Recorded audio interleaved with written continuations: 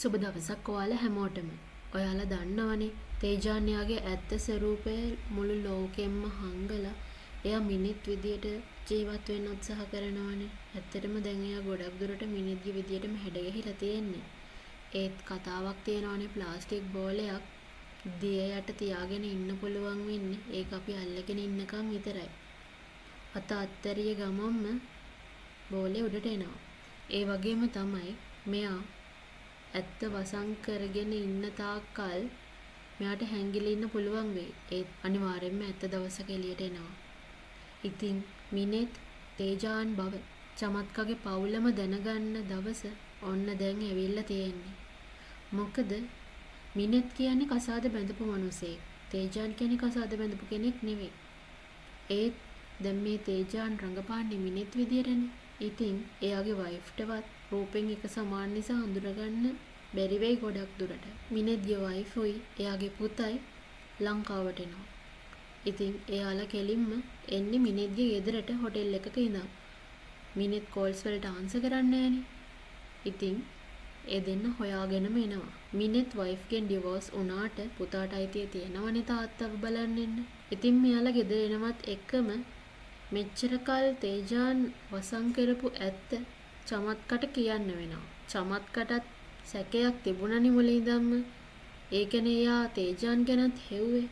හැබැයි මෙයාට විස්තර වෙන වෙනම දැනගත්තට මුලමෙද අග හරියට ගලප ගන්න බැරුව තමයි ඉන්නේ. ඒක නිසා තමයි මිනෙත් උනත් මැරේජ් එක කරන්න හදන්නේ හැමෝගෙම හංගල වගේ. චාරිත්‍ර වාරිත්‍රාට ඕන විදිහට වෙනස් කරනවා. කට්ටියට වැඩි ප්‍රසිද්ධ නොකර කරන්න හදන්නේ ඒක නිසා. අම්මට මානෙල් අක්කට උනත් චමත්ක කියන්නේ මොනවා හරි දෙයක් තියෙනවා. හැබැයි මොකද්ද යා නොදන්න කොටස කියලා එයා දන්නේ නැහැ කියලා. හැබැයි ඒ නොදන්න කොටස අද හෙටම මිනෙත්ම ඇවිල්ලා චමත්කලා ගෙදරට කියනවා. මොකද වයිෆුයි පුතයි ආවට පස්සේ එයාට තවදුරටත් මිනෙත් විදියට රඟපාන්න බෑ. මෙයාට සිද්ධ වෙන මෙයාගේ ඇත්ත චරිතයට අවතීර්ණ වෙන්න. මොකද එයා චමත්කටනේ ආදරය කරන්නේ. ඔක්කොම පැත්තක තියලා මිනෙත්ගේ වයිෆුයි දරුවයි එක ජීවත් වෙන්න බෑනේ දැන් එයාට. ඉතින් එයා චමත්කලා ගෙදර මහ රෑ කලබලෙන් ඇවිල්ලා කියන්නේ මිනෙත්ගේ වයිෆුයි දරුවයි අපේ ගෙදර ආවා. ඒ පාර චමත්කලායි ගෙදර අය චමත්ක හැමෝම කලබල වෙනවා.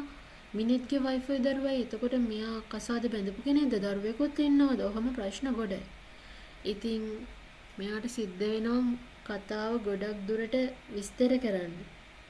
එයා මිනෙත් නෙවෙයි කියන එක.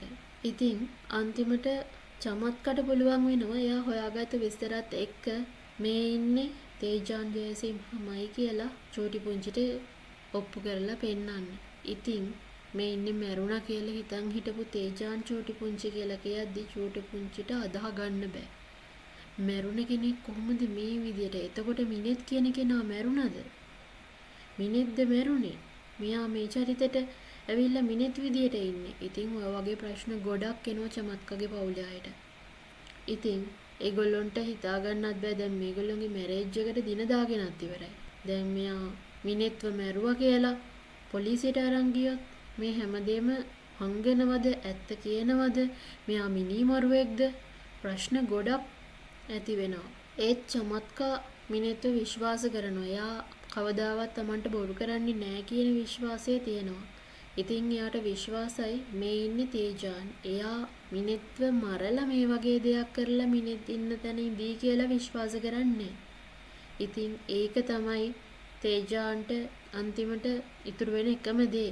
එයාගේ ආදරේ ඉතුරු වෙනවා. චමත්කගේ පවුලේ අය කවදාවත් තේජාන්ව පාවල දෙන්නේ නැහැ පොලිසියට. මොකද ඒගොල්ලෝ දන්නේ නැහනේ මිනෙත්ව මැරුවද නිකම්ම මැරිලා හිටියද. ඒත් මෙයා කරලා තියෙන්නේ ලොකු වැරැද්දක්. මෙච්චර කල් ඒගොල්ලොන්ට මිනෙත් නමින් පෙනී හිටින එකත් ලොකු වැරැද්දක්. කසාද බඳින්න කලින් අඩු ගානේ කියන්න තිබුණා. ඔය හැම දෙෙම චූටි පුංචිගේ හිතේ තාත්තගේ හිතේ හැමෝගෙම හිතේ මේවා වැඩ කරනවා. ඉතින් ප්‍රශ්න ගොඩක්. මැරේජ් එකට කලින් මේ දෙන්නගේ වෙන්නේ නැත්තේ මැරෙන එක විතරයි කියන එක ඇත්තටම හරි කතාව. මොකද සෑහෙන්න ප්‍රශ්න ගොඩක් ඇති වෙනවා. ඉතින් කතාව ඉක්මනටම ඉවර වෙන්න හදන්නේ. ඉස්සරහා කොටස් ටික හරිම රසවත්. දිගටම බලාගෙන ඉන්නකෝ. ගිහින් එන්නම්.